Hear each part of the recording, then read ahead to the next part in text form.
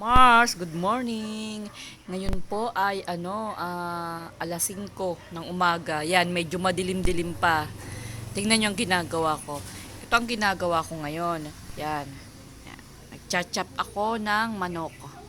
Yan. Ayan ang paninda namin ngayon. Ayan, mabenta yan. Yan, salamat sa Diyos at mabenta. Ito ang bentahan namin ng ganito. Yan, chinachop namin siya ng ganyan. Yan, 5 piso yan.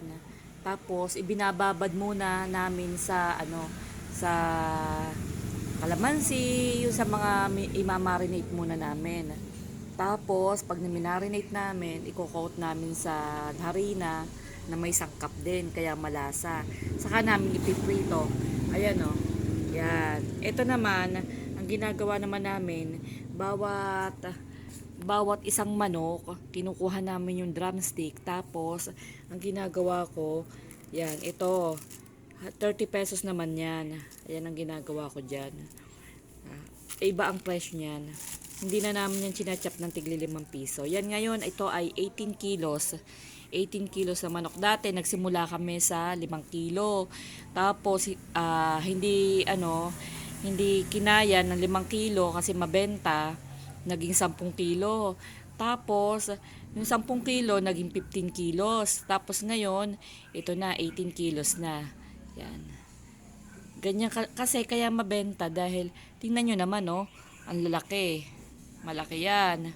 Tapos, yan ito ibabuto. Yan, ganyan kalaki. Tapos pag ipinrito mo pa siya dahil meron na nga siyang harina, mas malaki pa siya. Kaya mabenta talaga. Yan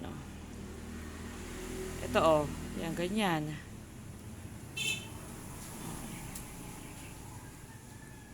Yan ang lalaki malaki siya.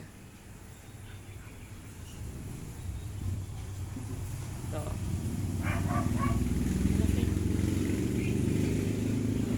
Yan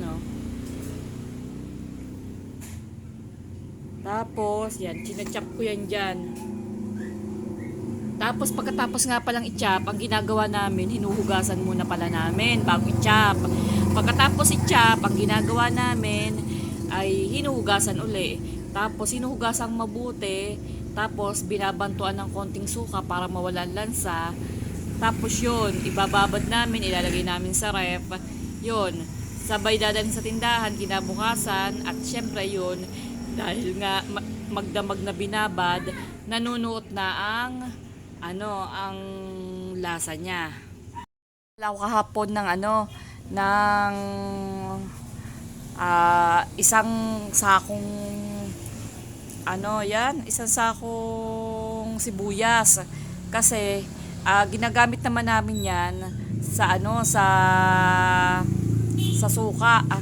Maraming sibuyas, maraming suka, at saka may bawang, tapos sili. Ngayon, ang mahal kasi ng sili ngayon, ang 1 kilo ng sili, 80 pesos. Kaya tinitipid lang muna namin ang sili. Pero pinapanghang namin mabuti. Chinachop namin na mabuti. Yung durog na durog, yung lumalabas ang katas. Para nandun pa rin ang anghang. Pag nagawa na namin yung suka, ito yung kalalabasan yan. Ito, isang timba na yan. Isang timbang suka yan. Kasi ang ginagawa namin dyan, ito, sobrang matakaw sila sa suka dahil masarap talaga ang timpla niya eh.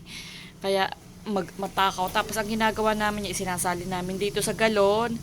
Yan, isinasali namin sa mga galon. Tapos, yun. Kaya, hindi kami nagpapaubos ng suka kasi talagang kaya din sila nasasarapan sa manok kasi kailangan masarap din ang suka mo para tandem. Masarap ang manok mo, masarap ang suka mo. Ayan Yan, puro sibuyas yan at saka bawang. Yan, nasa ibabaw na yan. Yan, isang timba yan eh. Yan, isang timba.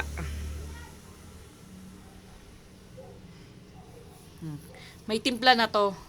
Na siya, kumpleto na siya ng timpla. Isasali na lang namin sa galon. Tapos, papadala na namin sa tindahan. Yun. Sa tanghali pala, ako nagtitinda doon pagka yung medyo malakas ang benta. Pagdating ng 11 hanggang 12, 1, ganyan. Ako ang nagtitinda.